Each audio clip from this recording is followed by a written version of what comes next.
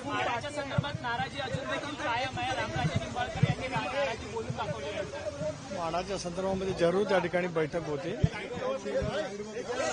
माननीय रामराजे नाईक निंबाळकर आणि त्यांच्या सर्व सहकाऱ्यांच्या जवळ चला सुरू करा.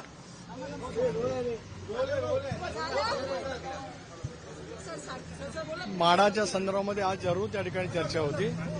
माननीय रामराजे नाईक निंबाळकर, संजीव नाईक निंबाळकर, फलटण आणि खटावमधील प्रमुख सहकारी आमदार दीपक चव्हाण यांच्याजवळ राष्ट्रीय अध्यक्ष अजितदादा, प्रांताध्यक्ष म्हणून मी, कार्याध्यक्ष प्रफुल्लभाई पटेल आणि प्रदीर्घ त्यांच्याजवळ चर्चा त्या ठिकाणी केली आणि एकंदरीत महायुतीच्या उमेदवारांच्या पाठीमागे समर्थपणाने कसं उभं करता येईल या दृष्टिकोनातून आमची चर्चा त्या ठिकाणी झाली.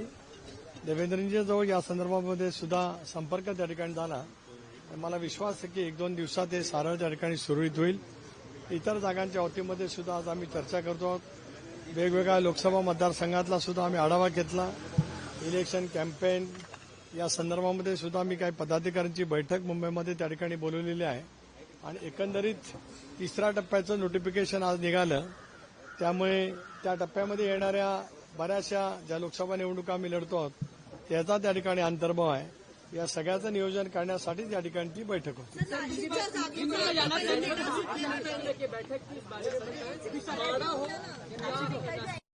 कि बाड़ा के सीट के बारे में अभी रंजीत सिंह निंबाळकर की कैंडिडेट के तो वहाँ पे अनाउंस हो गया है.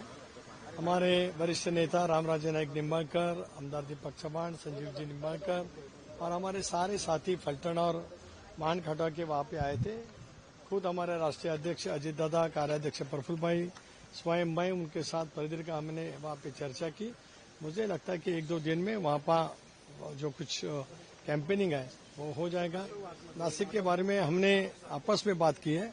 मुख्यमंत्री जी, उप मुख्यमंत्री जब आएंगे तब नासिक और जो कुछ सीटें रह चुकी है उसके बारे में वहाँ का निर्णय हो जाएगा. सर, नाशिकच्या जागेचा अद्याप तिढा सुटलेला नाहीये, यावरती आज काही चर्चा झाली का?